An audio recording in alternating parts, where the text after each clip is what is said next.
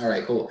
So, hey everyone, this is Coach Jason here, owner of the Power Fem Challenge Movement. And today I'd like to welcome to my awesome client, Becca, to this little show I've got going. So thanks for being here, Becca. Hey, thank you. Becca, thank you. It's been absolutely amazing to watch your journey over the past several months to year, especially focusing on this past summer. And I want to bring you on because I think you're an absolute inspiration, and I know your story is going to inspire and help so many women around the world, especially seeing how much that you've changed. So let's talk about that first. What are the biggest changes that you noticed over the past summer specifically? Physically? Yeah. Physically, emotionally, everything. Just in general, like over the past 2 months that we were working together, what were the biggest changes that you noticed? So first I started noticing that my clothes were fitting better. And that was like my number one goal. I just wanted to feel more confident and, spend less time worrying about what I'm wearing. I can just now pull something out of my closet and put it on and know it's going to fit and know that I'm going to like how it looks. And then what comes with that is confidence, I think. And then, more confidence in the gym, feeling more comfortable lifting and doing cardio and everything like in front of people. I was just so self-conscious before. It just became like a cycle. Like I just didn't want to work out because I was self-conscious, and then things were just getting worse. So now I'm feeling a lot more confident. Absolutely. And I absolutely saw that too in some of the things that you were saying and doing. And the change that I saw over the past 2-3 months has been incredible. Just mentally, your mental state has changed so much. And being able to kind of find that confidence and find that that structure, that program that works for you without being overwhelming or taking away too much from your life. And it's funny, these changes haven't come about because you've been working out like crazy. You haven't been starving yourself. And so kind of elaborate on that. What does your life look like right now? I know you're really busy. So tell me, give me a rundown, like your regular busy day. What does your day look like? So right now, I'm like pretty strict during the week about nutrition. But yeah, I start out fasting. So I'll just have coffee in the morning pretty much. And then 3 days out of the week, I'll go to my internship, and then I'll have lunch around like 12 or 1. And then I'm there until 5. And then my busiest day, I'll go and I'll nanny until like 10 p.m. So I'll have a snack somewhere in between there. And then dinner with the kid that I nanny for. And then I'll either work out later that night, or I'll have already worked out in the morning, like before my internship. Awesome. So with your internship, are you still taking classes? Yeah. So I take classes 2 days a week, but they aren't on internship days, which is good. Okay. Cool.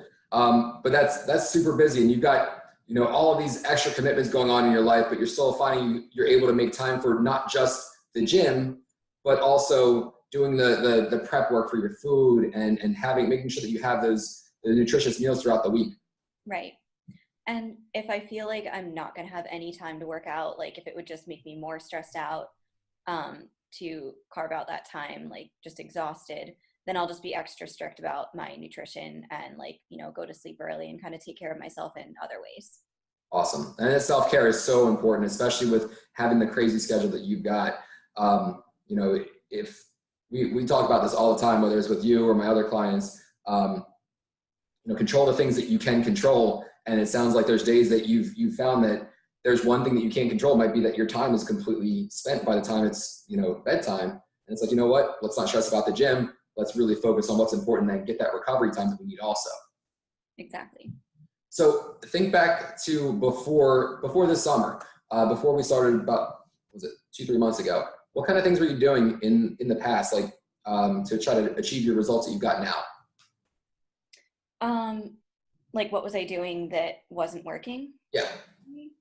So I just got really overwhelmed last winter. I think we worked out together last summer too, and definitely saw results from that.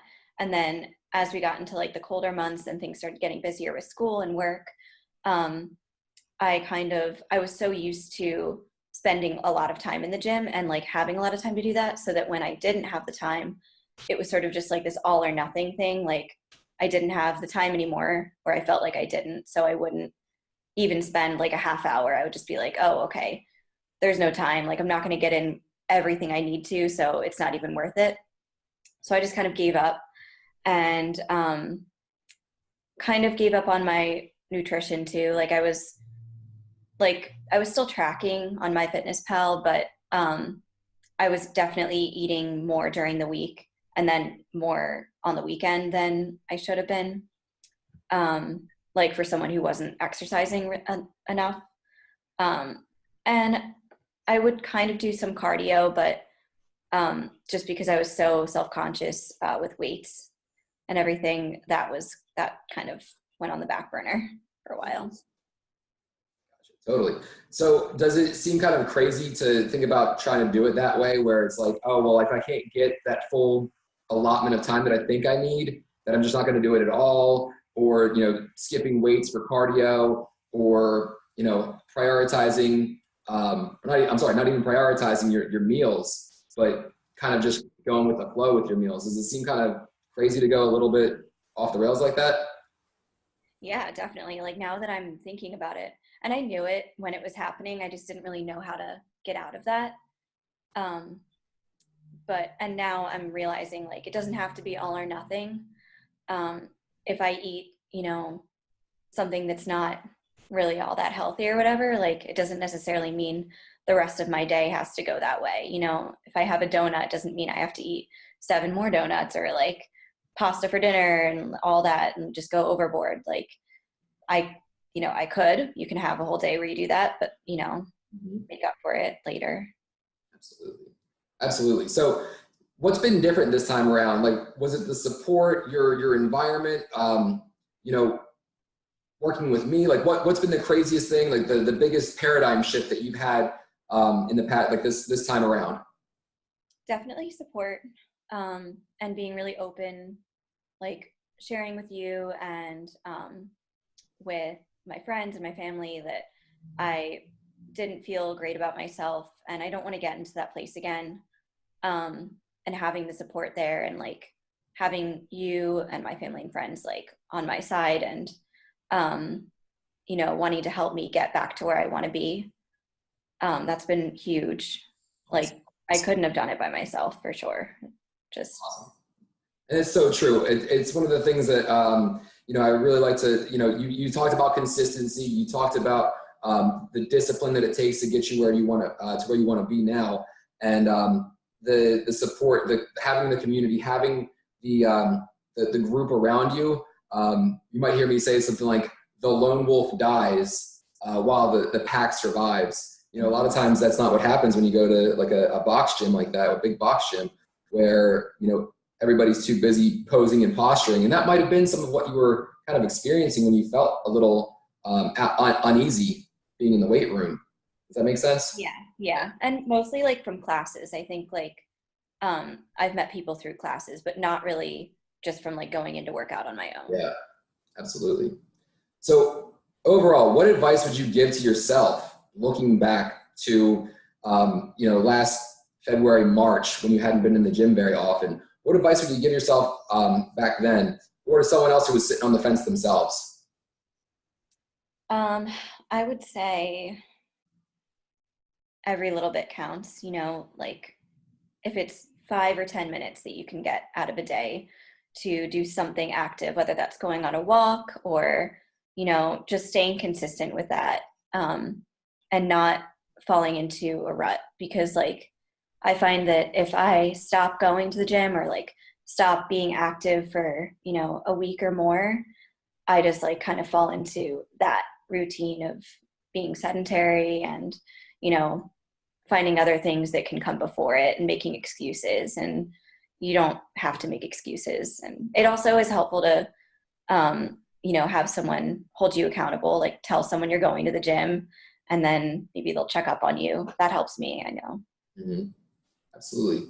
Well, Becca, thank you so much for coming on. It's absolutely been amazing to work with you. You're absolutely just like a joy. Like I said, you are like, you're not just a friendly face behind the desk, but you're the friendly face interacting with me on a consistent basis. And, you know, working with you has been absolutely a pleasure. And it's made me, you know, not just love what I do because that's what I do, but it's like seeing your progress specifically has kind of helped me keep pushing myself forward. You know, it's not just us that are, you know, as trainers that are motivating you. You guys motivate us as well, because we know we can affect change, and it's just been awesome. So I'm so excited to see what the next few weeks have in store for you. You're absolutely a superstar. So, you know, give it everything you got. And as always, you know, let me know if you have any questions, and, you know, keep being the reason I do what I do.